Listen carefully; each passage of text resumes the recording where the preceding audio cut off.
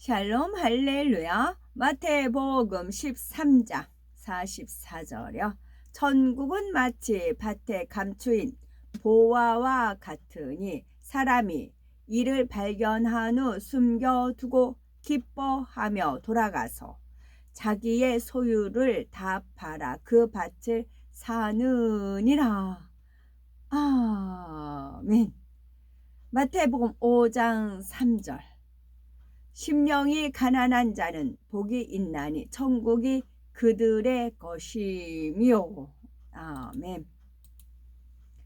제목은 자기의 소유를 다 팔아입니다. 예수님께서는 천국의 비밀을 깨닫게 하시려고 우리의 삶에 있을 수 있는 일들을 비유로 말씀해 주셨지요. 마태복음 13장 44절에 천국은 마치 밭에 감추인 보화와 같으니 사람이 이를 발견한 후에 숨겨두고 기뻐하여 돌아가서 자기의 소유를 다 팔아 그 밭을 샀느니라 말씀하고 있습니다. 그러면 이 말씀에 담긴 영적 의미와 이를 통해서 나타내기 원하시는 천국의 비밀은 무엇일까요? 어느 마을에 품을 팔아서 그날 살아가는 가난한 농부가 있었습니다. 하루는 이웃의 요청으로 밭에 품을 팔러 가게 되었지요.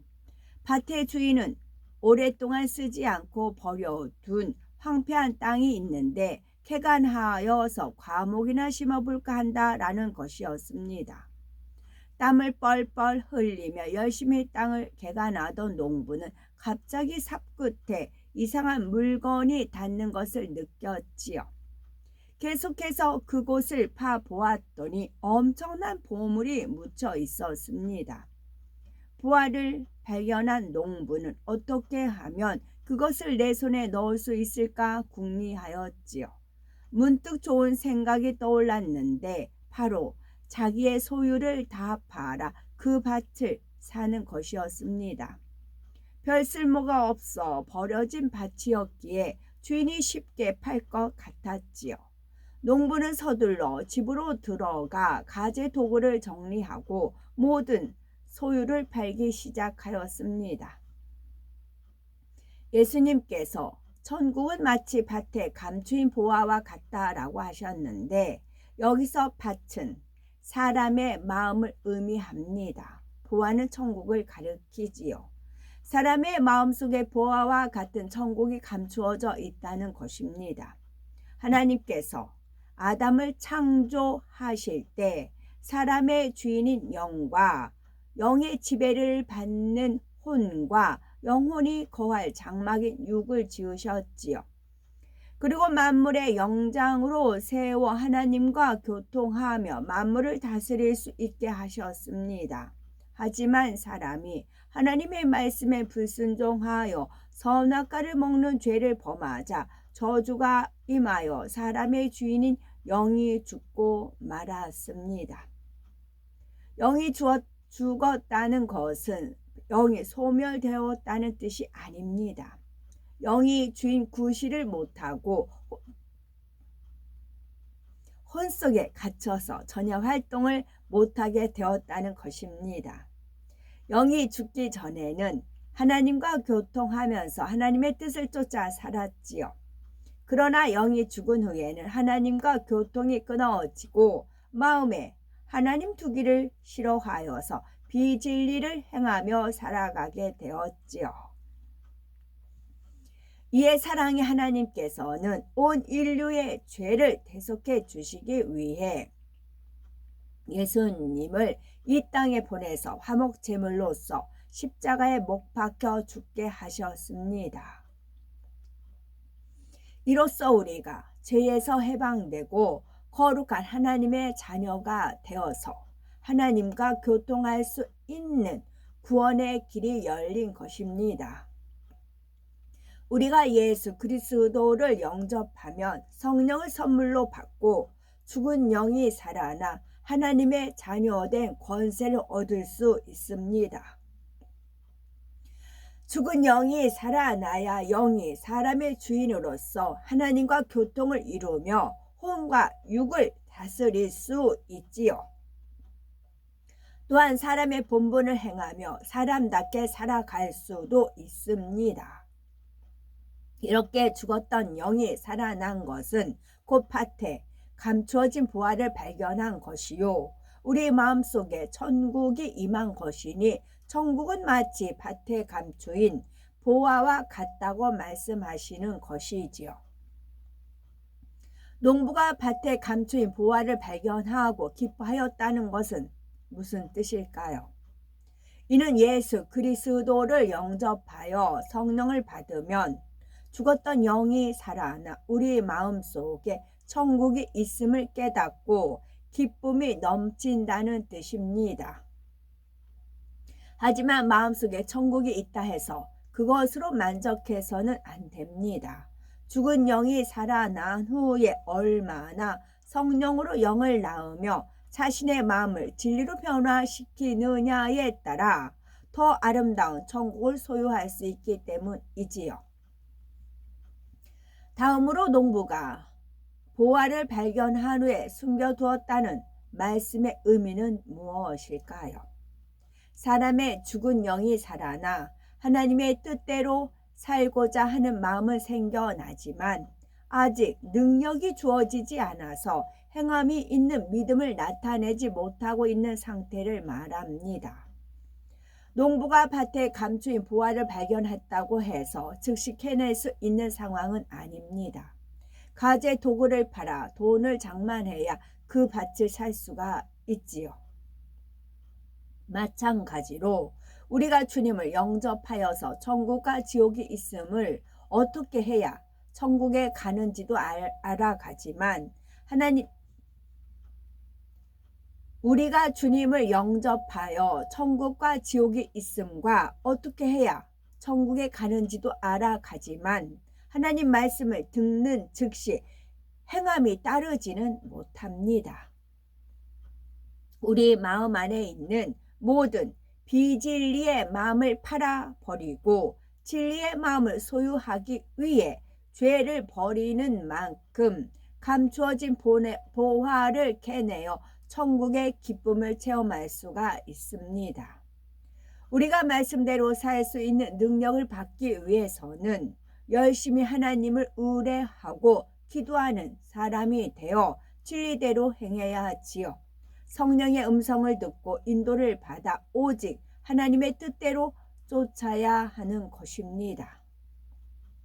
농부가 자기의 소유를 다 팔아 그 밭을 샀다는 뜻은 그럼 무엇일까요?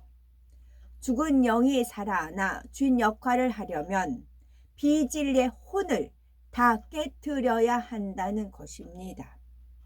곧 죽었던 영이 살아나 마음의 천국이 있음을 깨달았으면 사단의 주관을 받던 비진리의 생각을 모두 깨트리고 믿음으로 천국을 소유해야 한다는 것이지요.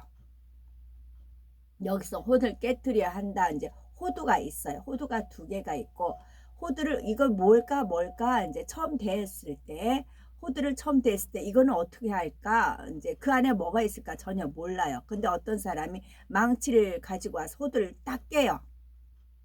호두를 딱 깨서 이제 호두가 이제 그 안에가 뇌 모양으로 되어 있잖아요. 호두를 딱 깨요. 그럼 반에 쫙 뻐개져요. 그러면서 꼬불꼬불한 그 알맹이가 있어요. 그걸 먹는 걸 알아요. 아, 그렇구나. 이 호두는 겉껍질을 깨고 그 안에 속을 먹는구나 알 수가 있어요. 먼저 해본 사람을 보고는 알 수가 있는 겁니다. 그랬을 때 혼을 깨야 그 안에 영이 사는 것입니다. 호두 깨듯이요. 호두 껍질 그걸 먹는 거 아니잖아요. 딱딱한 그걸 먹는 게 아니고 뭔가를 딱 깨지면 쫙 반으로 뻐개지잖아요. 그 금이 있잖아요. 그래서 혼을 깨트려야 영이 살아납니다. 예수 그리스도를 영접하여 천국을 소유하는 사람이 되려면 주인된 영이 마음을 지배할 수 있도록 해야 합니다. 혼이 깨어지고 영이 살아나는 만큼 마음속에 천국이 임하는 것이지요. 영혼이 잘 되어 위로부터 하나님의 말씀대로 살 수 있는 능력이 임합니다. 그러면은 자기의 소유를 다 팔아 천국을 소유하려면 어떻게 해야 할까요? 그것은 육체의 일과 육신의 일을 버려야 합니다. 자기의 소유를 판다는 것은 하나님의 뜻을 거스리는 혼을 깨트리는 작업이지요.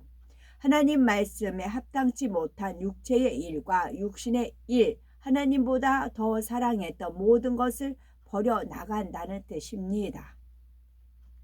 육체의 일이란 마음속에 악이 행함으로 나타난 것을 말하고, 육신의 일이란 아직 행함으로 나타나지는 않았지만 언제든지 행함으로 유발될 수 있는 마음속의 모든 죄성을 말합니다.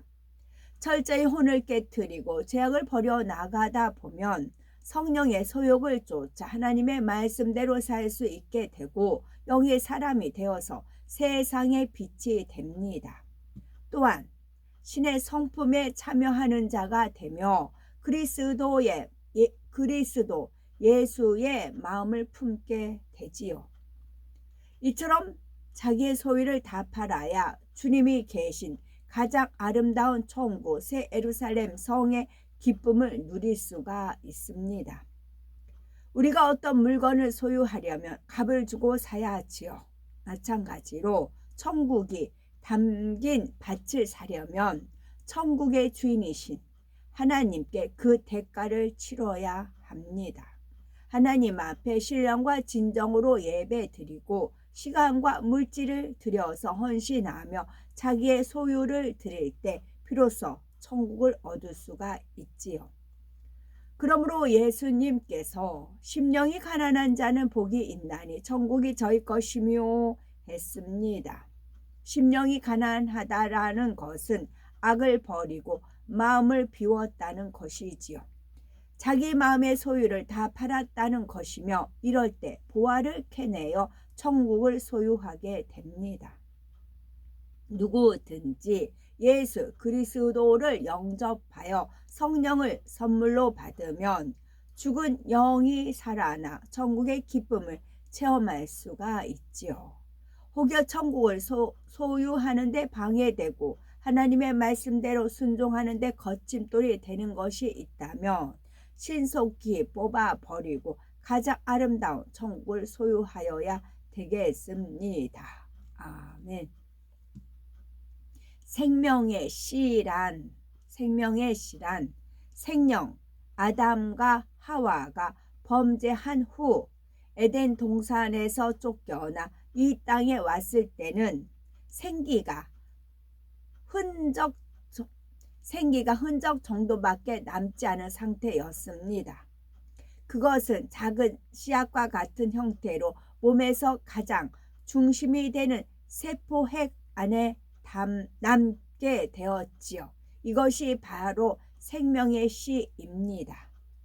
하나님께서는 태아가 잉태되는 6개월째 되었을 때 영 안에 생명의 씨를 담아 태아의 몸에서 가장 중심이 되는 세포핵 안에 심어 주십니다.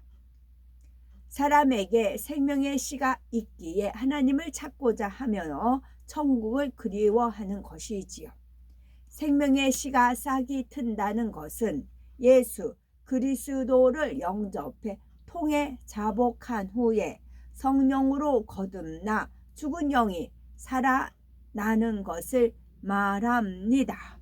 아멘.